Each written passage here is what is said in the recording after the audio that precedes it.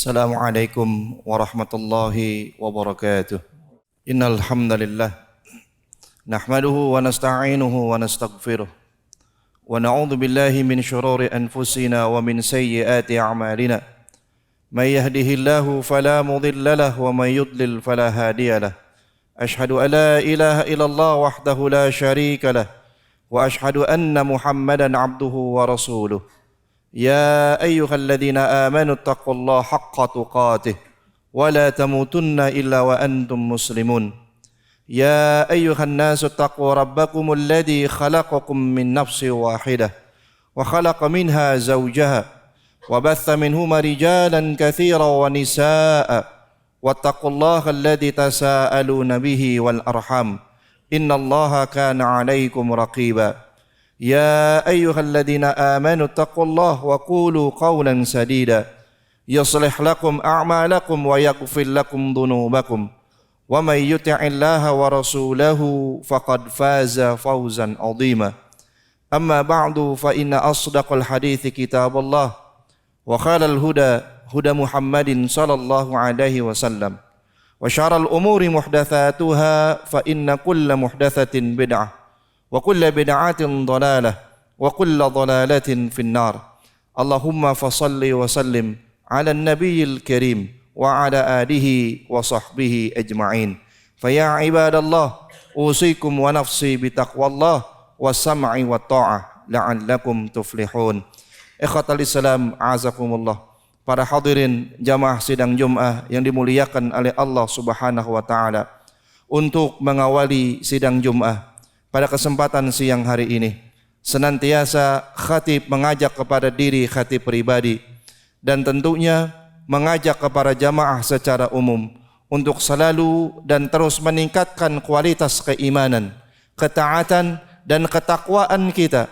Tentunya hanyalah kepada Allah Subhanahu wa taala bihaqqi tuqatih, dengan sebenar-benar bentuk keimanan, sebenar-benar bentuk ketaatan dan dengan sebenar-benar bentuk ketakwaan hanya kepada Allah Subhanahu wa taala.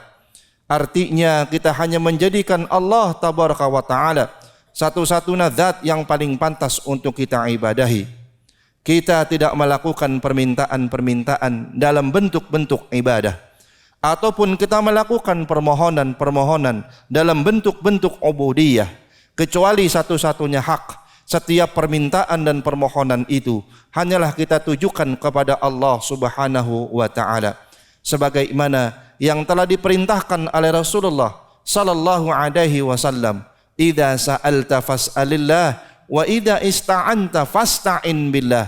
Jika kalian ingin meminta, mintalah langsung hanya kepada Allah, dan ketika kalian hendak memohon pertolongan, al-isti'anah, maka mintalah setiap pertolongan itu kepada yang mendatangkan pertolongan bagi segenap kehidupan umat manusia.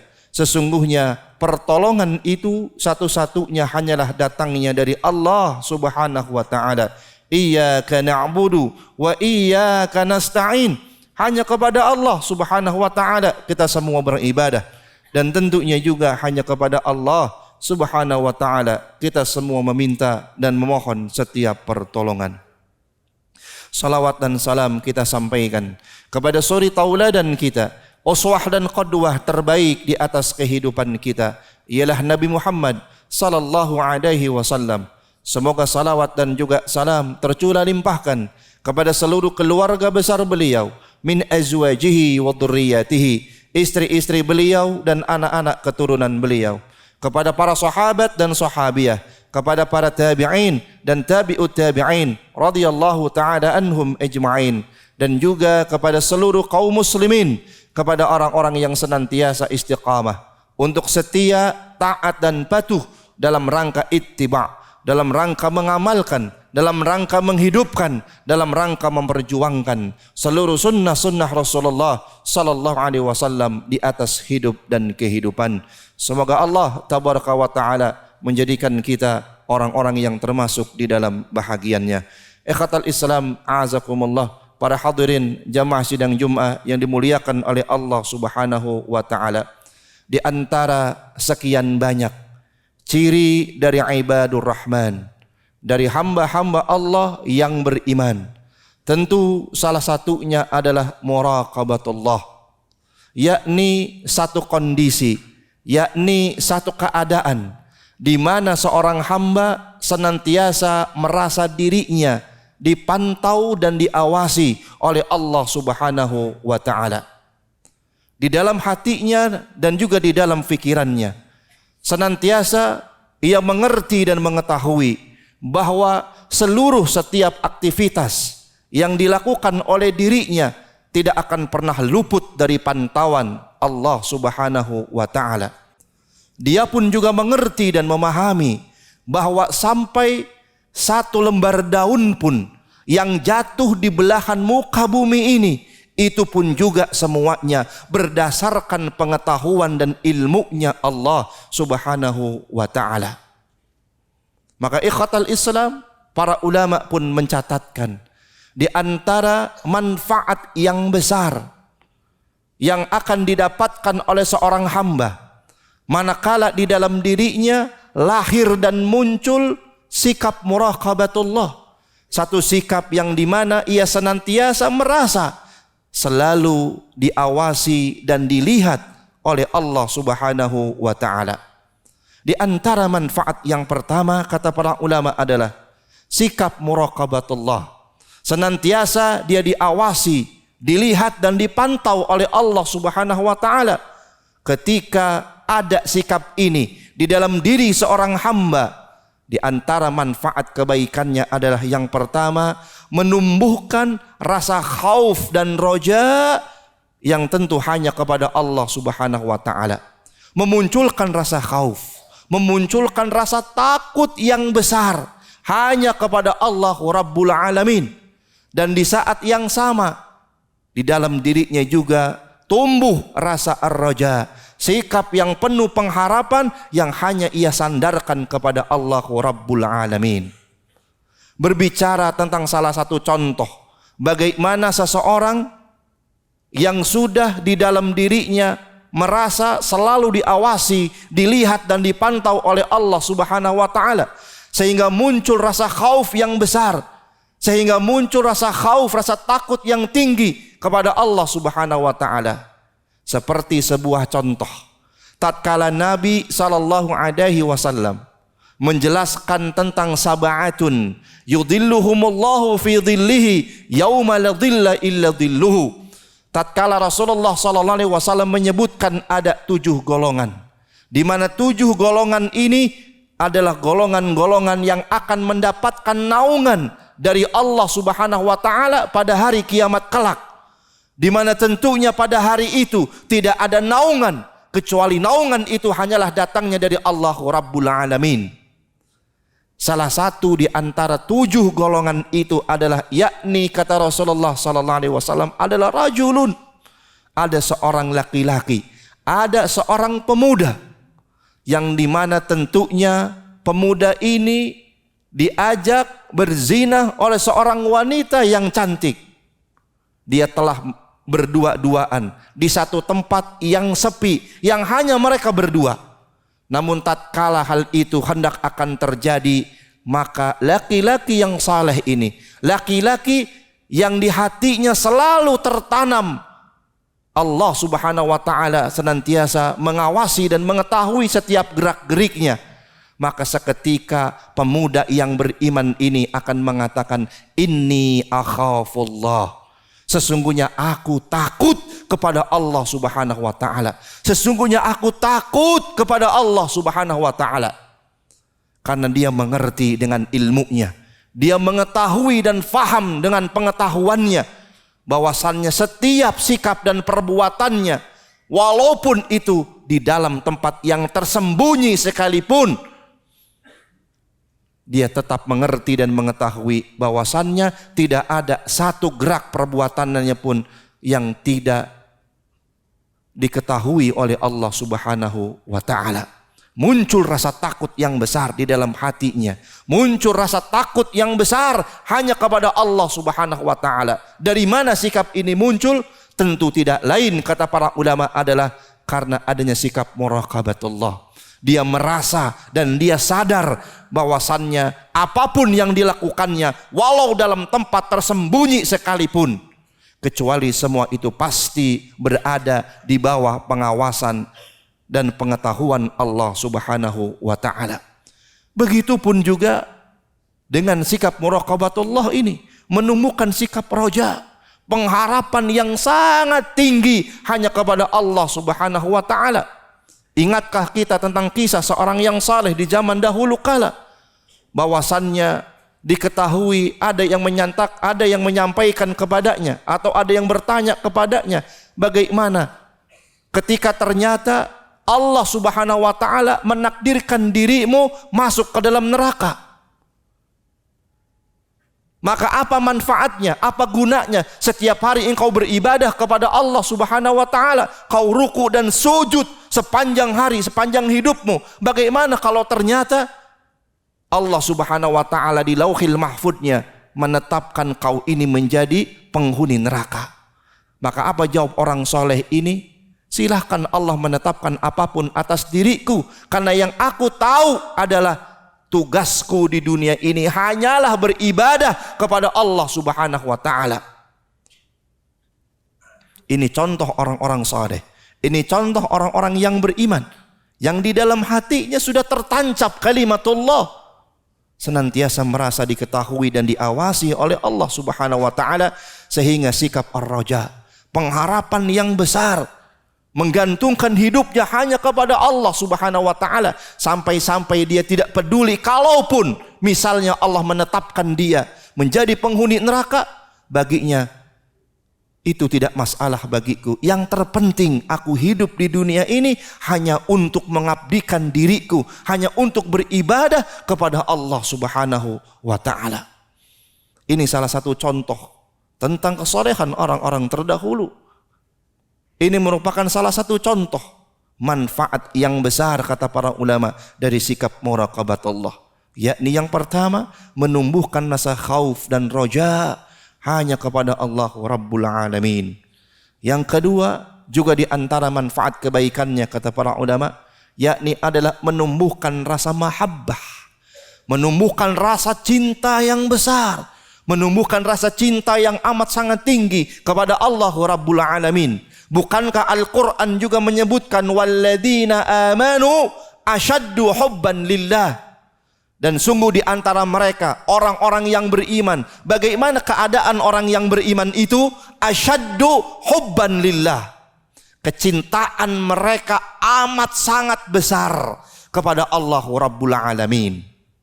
Hanya orang-orang yang berimanlah yang di dalam hati mereka kecintaannya amat sangat besar kepada Allah Rabbul Alamin. Walladzina amanu asyaddu hubban lillah. Orang-orang beriman, kecintaannya dahsyat kepada Allah Subhanahu wa ta'ala. Dari mana sikap itu muncul? Tidak lain, karena mereka senantiasa mengerti dengan ilmunya, mengetahui dengan pengetahuannya, bahwasannya hidupnya ini senantiasa dilihat, diawasi, dipantau oleh Allah Subhanahu wa ta'ala. Kemudian nikhatal Islam azakumullah, yang ketiga di antara manfaat kebaikannya juga, kata para ulama, menumbuhkan sikap muraqabatullah, senantiasa merasa diawasi, dipantau dan diketahui oleh Allah Subhanahu wa ta'ala, yakni adalah menumbuhkan sikap siddiq, sikap jujur dan juga amanah. Menumbuhkan sifat siddiq, jujur dan juga amanah. Seseorang yang dapat dipercaya, seseorang yang antara ucapan dan perbuatannya sejalan, itulah orang-orang yang amanah. Kenapa muncul orang-orang yang selalu bersikap jujur? Kenapa muncul orang-orang yang amanah? Tentu pasti adalah jawabannya karena orang itu senantiasa hidupnya merasa diawasi oleh Allah Subhanahu wa ta'ala. Kita di kantor bekerja, kalau muncul sikap itu di dalam diri kita, apa mungkin ada orang-orang yang hendak akan melakukan korupsi? Tidak mungkin ya akhi. Muncul sikap kejujuran, muncul sikap amanah, dapat dipercaya dan dapat bertanggung jawab atas sikap dan perbuatannya. Mau ada atasankah? Tidak ada atasankah? Ketika di dalam hatinya selalu merasa diawasi oleh Allah Subhanahu wa taala, apakah mungkin akan terjadi penyimpangan? Mungkinkah terjadi penyelewengan? Tidak mungkin. Karena dia senantiasa merasa dimonitor oleh Allah Subhanahu wa taala setiap saat. Orang yang di dalam hatinya benar-benar merasa meyakini diawasi oleh Allah Subhanahu wa taala, dapat dipastikan dia menjadi orang-orang yang siddiq. Dia menjadi orang-orang yang jujur, dia menjadi orang-orang yang amanah, yang dapat dipercaya. Bukankah ini yang dicontohkan oleh Rasulullah? Bukankah ini yang dicontohkan oleh para sahabat radhiyallahu taala anhum ajma'in? Ikhwatal Islam azakumullah. Ini diantara manfaat-manfaat kebaikan yang akan didapatkan oleh seorang hamba manakala ia senantiasa menghadirkan Allah Subhanahu wa taala di dalam fikiran dan juga di dalam hatinya. Aqulu qauli hadza wa astaghfirullahal-ladzi li wa lakum. Alhamdulillahi hamdan katsiran thayyiban mubarakan fihi kama yuhibbu rabbuna wa yarda. Asyhadu an la ilaha illallah wahdahu la syarikalah wa asyhadu anna Muhammadan abduhu wa rasuluh. Allahumma fasalli wa sallim ala nabiyil karim wa ala alihi wa sahbihi ajma'in. Ikhwatal Islam a'azakumullah, para hadirin jamaah sidang Jumat yang dimuliakan oleh Allah Subhanahu wa taala. Kemudian poin yang berikutnya juga di antara manfaat kebaikan yang besar bagi orang-orang yang senantiasa menumbuhkan sikap muraqabatullah. Di antaranya juga kata para ulama, sikap ini dapat mengontrol dan mengendalikan syahwat dan juga hawa nafsu yang ada di dalam setiap hati manusia. Ya akhi, Al-Quran pun mengatakan, zuyyina linnasi hubbus syahawati minan nisa'i wal banin wal qanatiril muqantarati minad dhahabi wal fiddah. Bukankah Allah juga yang telah menjelaskan di dalam Al-Quran, memang fitrahnya manusia diciptakan oleh Allah Subhanahu wa taala disertai dengan syahwat, disertai dengan kecenderungan yang besar kepada apa? Di antaranya kepada para wanita, juga di antaranya kepada harta, kepada jabatan, kepada kedudukan, kepada perhiasan-perhiasan dunia. Ini merupakan bahagian fitrah dari Allah Subhanahu wa taala. Tapi lihatlah dan bedakanlah antara orang-orang yang senantiasa menghadirkan Allah dalam pikirannya, di dalam hatinya, dengan orang-orang yang meninggalkan Allah Subhanahu wa taala. Kedua manusia ini, kedua insan ini sama-sama oleh Allah diberikan syahwat, diberikan hawa nafsu. Tapi sungguh sikap dan perbuatannya akan sangat jauh berbeda. Manusia yang pertama, insan yang pertama, diberikan nafsu oleh Allah, diberikan syahwat di dalam hatinya oleh Allah kepada para wanita, iya. Diberikan syahwat oleh Allah, kecenderungan untuk memiliki jabatan, iya. Suka kepada harta benda, na'am. Tapi ketika di dalam hatinya, di dalam fikirannya, memiliki pengetahuan, memiliki ilmu tentang bagaimana sikap seorang mukmin yang selalu senantiasa diawasi oleh Allah Subhanahu wa taala, maka sungguh syahwat yang bergejolak itu akan dia redam karena rasa takutnya yang besar kepada Allah Subhanahu wa taala. Namun lihat pada sisi yang lain, orang manusia yang juga diberikan oleh Allah Subhanahu wa taala sebagai fitrahnya, dengan syahwatnya, dengan hawa nafsunya, dan di saat yang sama karena minimnya ilmunya, minimnya pengetahuannya tentang agama, menghilangkan sikap muraqabatullah di dalam dirinya, maka apa yang terjadi? Tidak sedikit Allah mengatakan di dalam Al-Quran, ada tipe-tipe manusia yang kata Allah, ulaika kal an'am bal hum adall.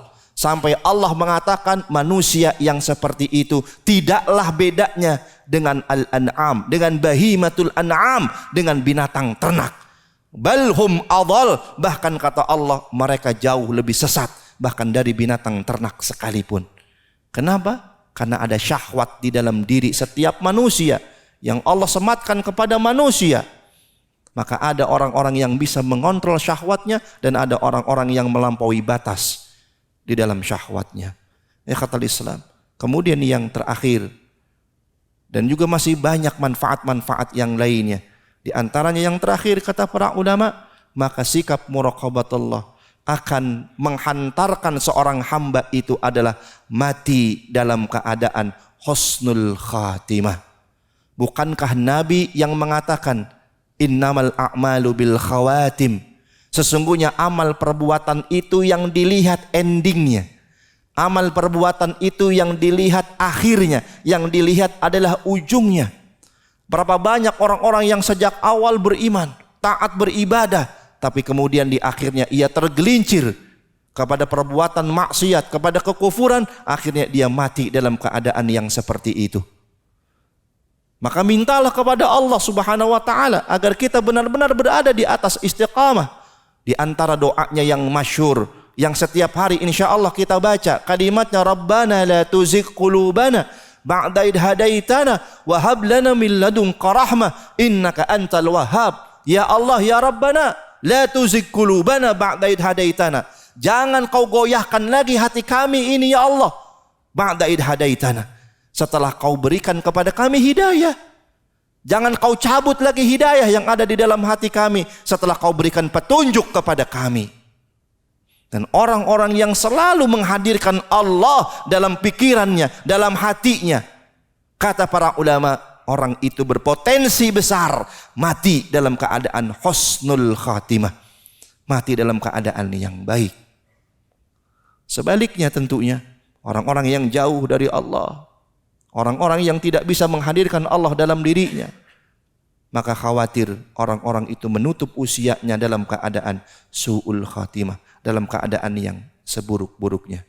Ikhwatal Islam, a'azakumullah, ini juga di antara sekian banyak ciri-ciri dari ibadur rahman, ciri-ciri dari hamba Allah yang beriman, di antara ciri-ciri yang lain. Mudah-mudahan salah satu karakteristik orang-orang beriman ini yakni muraqabatullah, orang-orang yang senantiasa selalu merasa diawasi oleh Allah Subhanahu wa taala, maka dapat hadir di dalam pikiran dan di dalam hati kita. Teruslah belajar, teruslah menggali informasi, teruslah kita menuntut ilmu. Dengan semakin banyaknya ilmu, semakin banyaknya pengetahuan kita, maka insya Allah akan semakin menuntun kita kepada kebaikan di jalan Allah Subhanahu wa ta'ala. Mudah-mudahan kita semua termasuk orang-orang yang mengakhiri hidup ini dalam keadaan husnul khatimah. Allahumma ighfir lil muslimina wal muslimat wal mu'minina wal mu'minat al ahya'i minhum wal amwat innaka sami'un qaribun mujibu da'wat ya qadiyal hajat. Allahumma arinal haqqa haqqa warzuqna ittiba'ah wa arinal batila batila warzuqna ijtinabah. Rabbana ighfir lana wa li ikhwanina alladhina sabaquna bil iman wa la taj'al fi qulubina ghillan lil ladzina amanu rabbana innaka ra'ufur rahim. Rabbana la tuzigh qulubana ba'da idh hadaitana wa hab lana min ladunka rahmah innaka antal wahhab. Rabbana atina fid dunya hasanah wa fil akhirati hasanah wa qina adzabannar wa adkhilnal jannata ma'al abrar ya azizu ya ghaffar ya rabbal alamin. Wa sallallahu ala nabiyyina Muhammadin wa ala alihi wa sahbihi wasallam wa akhiru da'wana anil hamdulillahi rabbil alamin. Subhanakallahumma wa bihamdika ashhadu an la ilaha illa anta astaghfiruka wa atubu ilaik.